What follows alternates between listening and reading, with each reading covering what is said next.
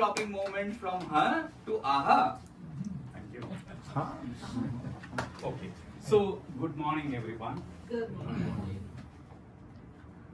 Someone said, and I quote, "Muddy water is best cleared by leaving it alone."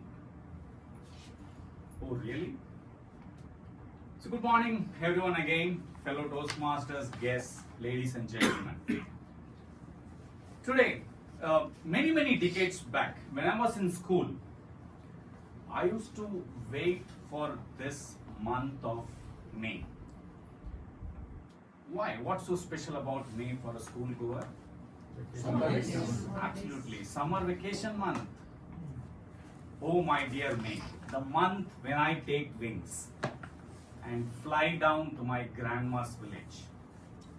A place 2 hours drive south of Trichy. The experiences that I got in that 1 month is like a kaleidoscope's colorful design. So enriching, engaging, and exciting. Every single experience I got in that month was so charging that I keep going for the rest of the year. Be it making that coconut leaf fan and running around on a windy evening, or making that palm fruit roller and flaunting it to my friends in the village, or playing this traditional palanguli with my cousins, or fetching a pot of water from this muddy pond and making it suitable to drink, or counting the eggs laid by the free range hens in my grandma's place, or trying my hand at churning butter out of this curd, or going to the nearby market and selling the ware, be it buttermilk or eggs or the garden produce, or using the sale proceeds to buy, enjoy a popsicle. Every single experience is like a kaleidoscope's colorful design, so enriching, engaging, and exciting. But out of all the experiences, the one I treasure the most is collecting water from this muddy pond and making it suitable to drink.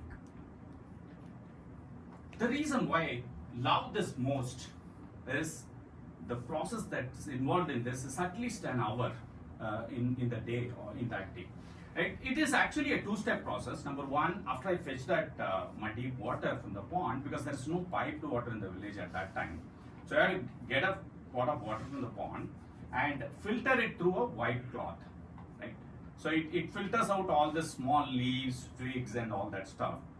And the second step, the most important, is using this seeds called Tetran kotai, which is a small seed which looks very similar to a tamarind seed, and scrub that by the side of the pot, inside of the pot, which is in a rough surface.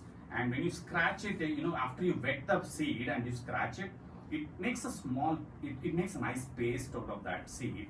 And when you wash that seed paste down into the water and let it sit for 15 minutes, and you see the magic unfold.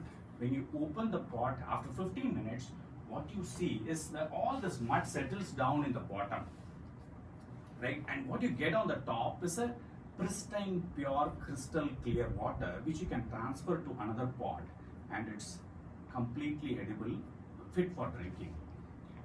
So this process, this is one experience that was like a who moment for me, right? It's so confusing. How can such a small seed, clarify the water and make it suitable for drinking?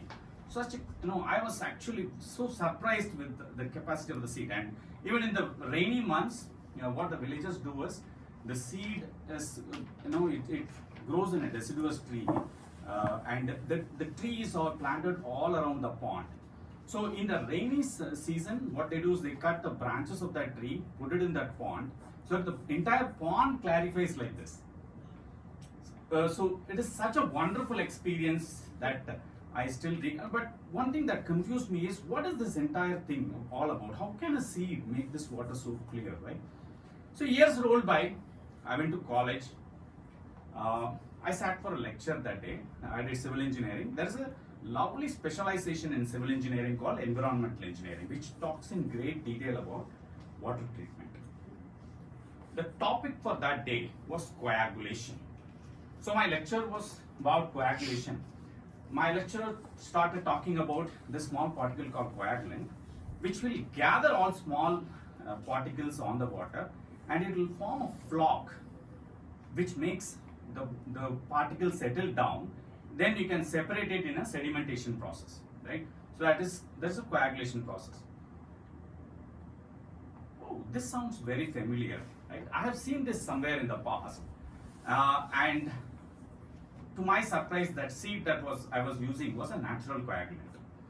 So though there are a lot of chemical coagulants available like aluminum sulfate, the seed that was used was a natural coagulant. So the muddy water is best cleared not only by leaving it alone, but also by coagulating it.